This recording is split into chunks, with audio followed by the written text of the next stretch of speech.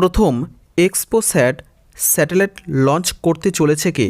ক ইসরো, খ নাসা, গ স্পেস এক্স, নাকি ঘ ইএসএ। তাহলে আমাদের সঠিক উত্তরটি এর মধ্যে হবে ক ইসরো। পরের প্রশ্ন মধ্যে দেখো কি দেওয়া আছে।